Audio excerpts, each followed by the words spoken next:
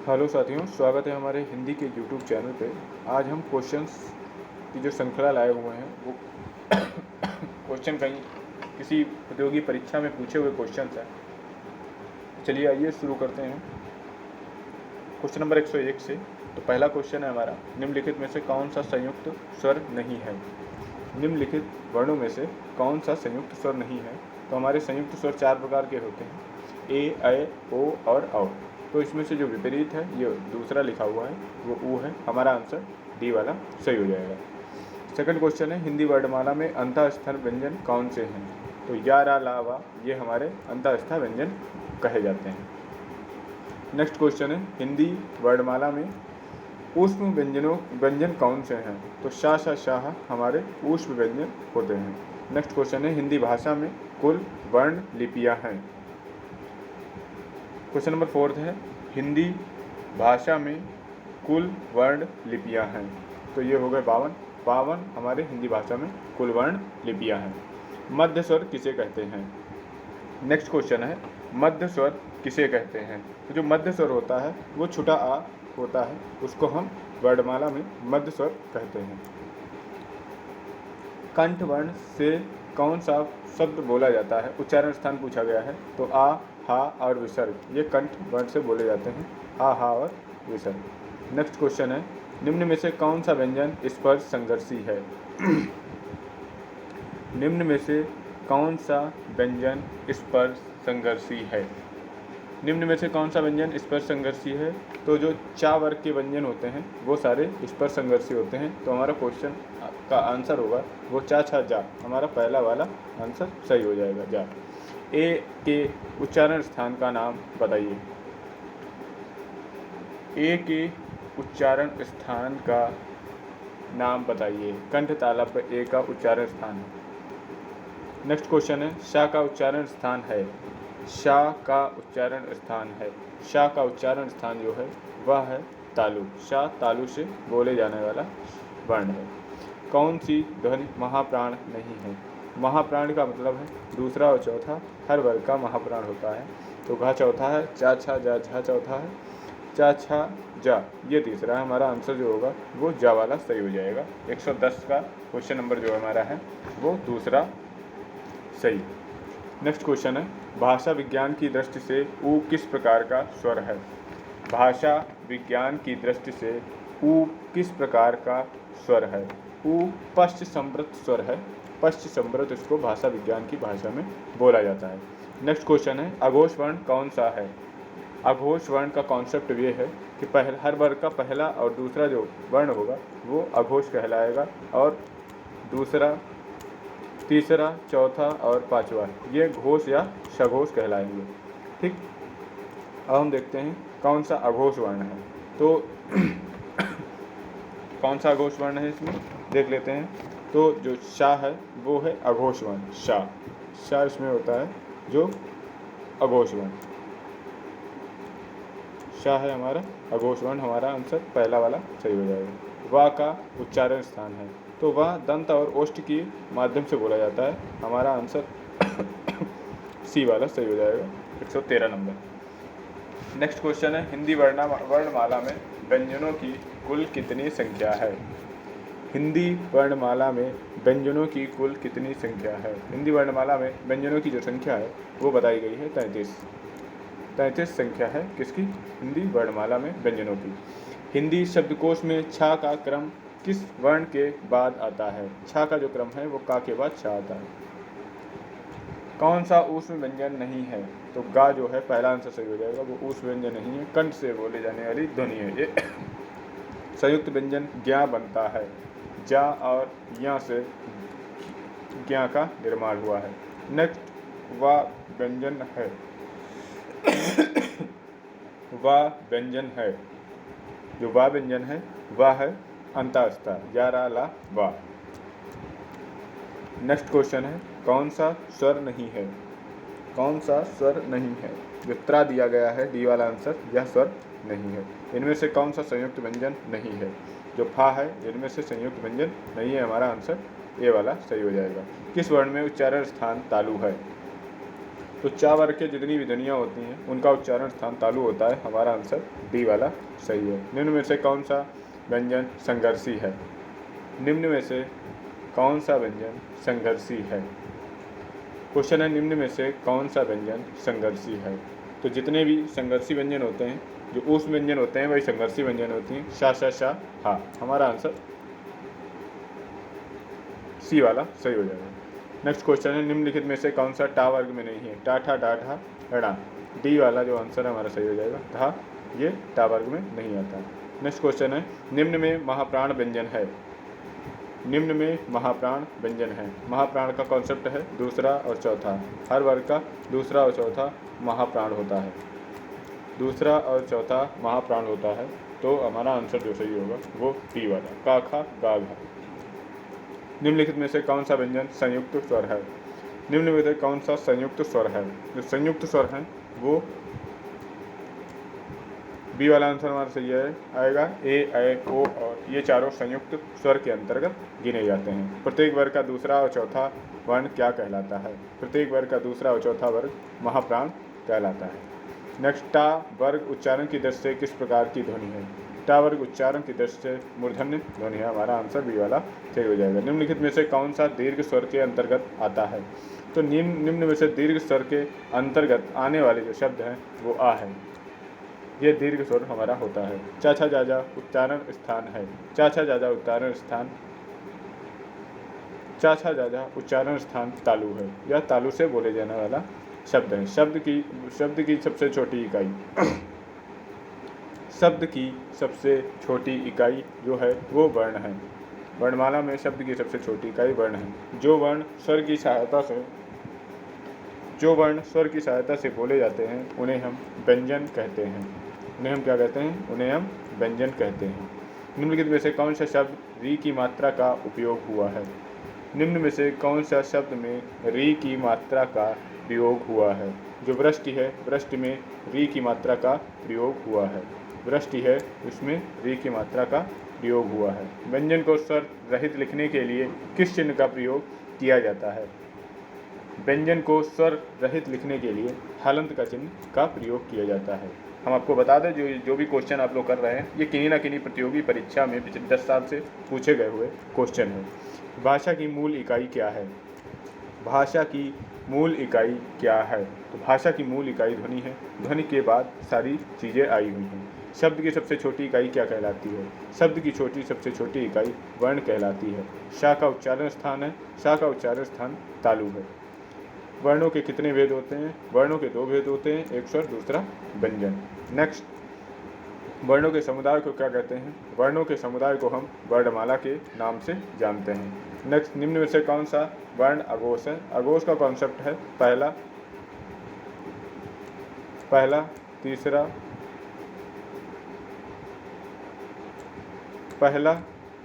और दूसरा ये अघोष है, और तीसरा, चौथा और पांचवा ये घोष या सघोष बोले जाते हैं। घोष या सघोष बोले जाते हैं। अब हम देखेंगे क्वेश्चन को।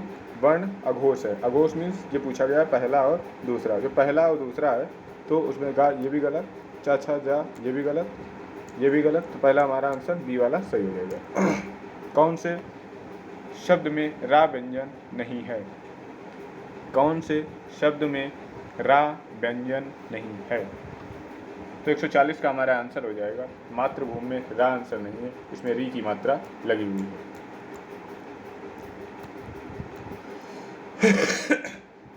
निम्न में तालव्य ध्वनि है। जो शा होती है वो तालु से होने वाली ध्वनि। स्वर रहित व्यंजन पर स्वर सहित व्यंजन से मिलता है तब वह बनता है। स्वर रहित व्यंजन जब स्वर सहित व्यंजन से मिलता है तो वो संयुक्ताक्षर बनता है। तो क्या बनता है? संयुक्ताक्षर बनता है। नेक्स्ट क्वेश्चन है संयुक्ताक्षर बनता है। तो हमारा आंसर सही हो जाएगा चौथा। क्या बनता है? संयुक्ताक्षर बनता है। कौन सा व्यंजन नासिक द्वारा बोला जाता है? तो नासिक द्वारा बोले जाने वाले व्यंजन ला है। कौन सा संयुक्त स्वर नहीं है? जो या है वो संयुक्त स्वर नहीं है, ये अंतःस्था व्यंजन में जोड़ा जाता है। तो जिसका उच्चारण ऊपर के दांतों पर जीभ लगाने से होता है उसे क्या कहते हैं? तो उसे कहते हैं दंत। ऊष्म व्यंजन कौन से है? शा शा शा, ये हैं ऊष्म व्यंजन। शा ध्वनि का उच्चारण स्थान है। जो शा ध्वनि का उच्चारण स्थान है वह तालु से बोले जाने वाला शब्द वर्ण है। ड़ा का उच्चारण स्थान है। ड़ा का उच्चारण स्थान है नासिक के। ड़ा का उच्चारण स्थान क्या है? नासिक के। टा वर्ग किस प्रकार के व्यंजन हैं? जो टा वर्ग हैं वो मूर्धा से बोले जाने वाले व्यंजन हैं। अर्ध स्वर है। या वा है अर्ध स्वर। या और वा अर्ध स्वर से बोले जाते हैं। घा का उच्चारण स्थान है। घा का उच्चारण स्थान कंठ है। छा छा कौन से दो योग से मिलकर बना हुआ है? का और शा के जोड़ने से छा का योग बना हुआ। शा शा शा किसके अंतर्गत आते हैं? शा शा शा ऊष्म व्यंजन के अंतर्गत आते हैं। हमारा आंसर पहला वाला सही हो जाएगा। निम्नलिखित में से अघोष अल्प प्राण ध्वनि कौन सी है? जो अघोष होती है वो ध्वनियाँ होती हैं पहला दूसरा, ये क्या है? अघोष। पहला तीसरा पांचवा, ये क्या है? ये है घोष। पहला तीसरा पांचवा ये है अल्पप्राण, और ये है अघोष। पहला और दूसरा ये है अघोष। ठीक, अब हम देख लेते हैं कौन सी ध्वनि किस में आती है। चाछा चाछा जा जा, ये चौथा है, ये गलत है। चाछा जा, चाछा जा, दूसरा ये भी गलत है। टा ठा, दूसरा ये भी गलत है। का पहला आता है और ता भी पहला आता है, तो हमारा आंसर 154 का सही हो जाएगा, डी वाला, ता और था। का और ता, हमारा आंसर डी वाला सही हो जाएगा। निम्नलिखित में से असत्य कथन की पहचान करिए। व्यंजन वर्गों के तीसरे, चौथे और पांचवें व्यंजन सघोष है, सही है, यह आंसर सही है। व्यंजन वर्गों के पहले और दूसरे व्यंजन अघोष हैं, ये भी सही है। समस्त स्वर घोष ध्वनियाँ हैं, ये बताया गया है। समस्त स्वर घोष ध्वनियाँ हैं, ये भी सही है। सभी विसर्ग सघोष है, यही गलत है। अब गलत को ही पूछा गया था, तो हमारा आंसर सही हो जाएगा डी वाला आंसर हमारा सही हो जाएगा।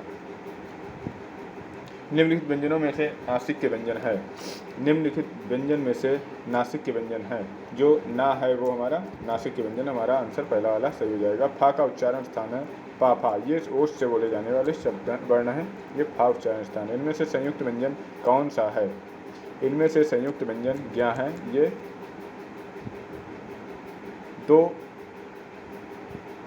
वर्ण हैं, उनसे मिलकर बना हुआ है। हिंदी वर्णमाला में स्वरों की कुल कितनी संख्या है? हिंदी वर्णमाला में स्वरों की कुल कितनी संख्या है? तो हिंदी वर्णमाला में स्वरों की संख्या 11 बताई गई है। अनुनासिक का संबंध होता है। अनुनासिक का जो संबंध होता है वो होता है नाक और मुंह दोनों से। नाक और मुंह दोनों से अनुनासिक का संबंध होता है। कंठस्थ ध्वनि है, कंठ ध्वनि है का, जो कंठ ध्वनि है वो का है। दंत, वत्सर्य, अल्पप्राण, घोष, अघोष वर्ण है। तो अल्पप्राण का कॉन्सेप्ट हमने क्या बताया? अल्पप्राण पहला, तीसरा, पांचवा, ये अल्पप्राण है। पहला तीसरा पांचवा ये है अल्पप्राण, और पहला और दूसरा ये है अघोष। और दंत से कौन से बोले जाते हैं वर्ड? ता जो है वो दंत से बोलने वाला शब्द है, वर्ण है। तो 1 हमारा 162 का आंसर सही हो जाएगा। 162 नंबर का आंसर हमारा डी वाला सही हो जाएगा, ता। नेक्स्ट क्वेश्चन है, निम्नलिखित में से अघोष और महाप्राण है। तो अघोष का कॉन्सेप्ट ये है, पहला और दूसरा, महाप्राण का दूसरा और चौथा। तो मेरे जो दो में फंसेंगे, का गलत, ता था दा ये भी गलत, खा, ये हमारा आंसर पहला वाला सही हो जाएगा। अंतस्थ व्यंजन कौन से है? अंतस्थ 11 लावा अंतस्थ व्यंजन है। 11 लावा कैसा व्यंजन है? 11 लावा अंतस्थ व्यंजन है। किस समूह में सभी स्वर दीर्घ हैं? किस समूह में सभी स्वर दीर्घ हैं? तो हमारा जो पहला वाला आंसर होगा वो उसमें सभी स्वर दीर्घ हैं, पहला वाला आंसर हमारा सही हो जाएगा। नेक्स्ट क्वेश्चन है, किस समूह के वर्णों का उच्चारण स्थान मूर्धा है? तो कौन सा समूह है जिसका उच्चारण स्थान मूर्धा है? तो दूसरा वाला जो आंसर है उसका शा, रा और टा और ठा, आंसर हमारा दूसरा वाला सही हो जाएगा। निम्नलिखित में से कौन सा एक सुमेलित नहीं है? झा का उच्चारण स्थान तालु है, सही है। खा का उच्चारण स्थान कंठ है, का खा, ये भी सही है। टा का उच्चारण स्थान दंत है, राम। टा का उच्चारण स्थान मूर्धा होता है, हमारा आंसर सही हो जाएगा तीसरा वाला। नेक्स्ट क्वेश्चन है 11 लावा को कहते हैं। 11 लावा को कहते हैं अंतःस्था वर्ण। 11 लावा को अंतःस्था वर्ण कहते हैं। नेक्स्ट क्वेश्चन है कौन सी ध्वनियाँ अयोगवाह कहलाती हैं? कौन सी ध्वनियाँ अयोगवाह कहलाती हैं? अनुस्वार और विसर्ग क्या कहलाती हैं? अयोगवाह। अनुस्वार और विसर्ग क्या कहलाती हैं? अयोगवाह। इनमें से किस वर्ग में ऊष्म ध्वनियाँ हैं? तो शा शा शाहा ये कौन सी ध्वनियाँ हैं? ये ऊष्म ध्वनियों में गिनी जाती हैं। नेक्स्ट क्वेश्चन इनमें से कौन सी ध्वनियाँ संयुक्त स्वर हैं? इनमें से कौन सी ध्वनियाँ संयुक्त स्वर हैं? इनमें से कौन सी ध्वनियाँ संयुक्त स्वर हैं? ए और अयो ये हैं संयुक्त स्वर। हमारा आंसर सही हो जाएगा ए वाला। निम्नलिखित में से कौन सा वर्ण संयुक्त व्यंजन कहलाता है? निम्न में से कौन सा वर्ण संयुक्त व्यंजन कहलाता है? जो तीसरा है वो संयुक्त व्यंजन कहलाता है। सभी ध्वनियाँ मूर्धन्य हैं। मूर्धन्य मीन्स टाठा डाढ़ा, टाठा डाढ़ा ड़ा और शा। हमारा डी वाला आंसर सही हो जाएगा क्योंकि इसमें शाह है ये बोला जाता है तालु से, ये है तालु से बोला जाता है, तो ये आंसर गलत होगा। ये वाला डी वाला आंसर हमारा सही हो जाएगा। एक शब्द में महाप्राण व्यंजनों का प्रयोग नहीं हुआ है। एक शब्द में महाप्राण व्यंजन का प्रयोग नहीं हुआ है, तो हमारा आंसर कौन सा सही हो जाएगा?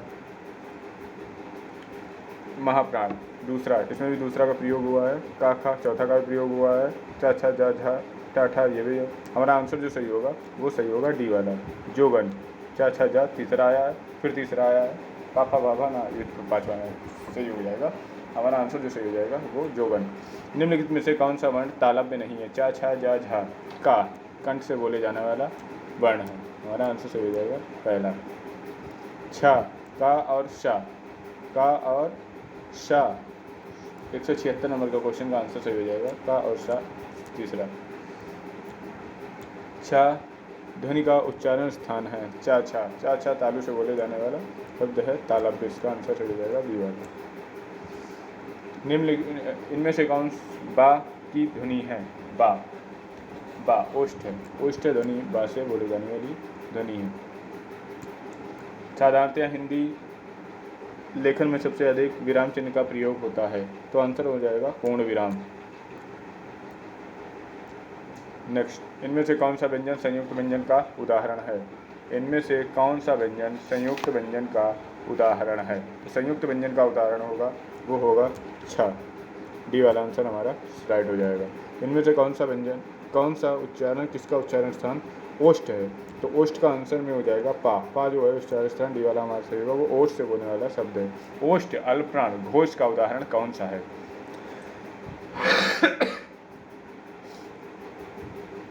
सारे ओष्ठ हैं। अल्पप्राण में पहला, तीसरा और पांचवा। तो पहला ये है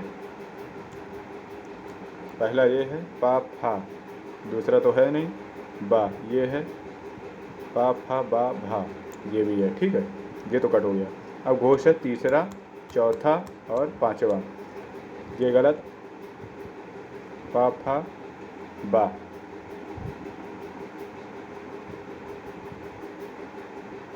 हमारा आंसर जो सही हो जाएगा इसका 182 नंबर का आंसर बी वाला।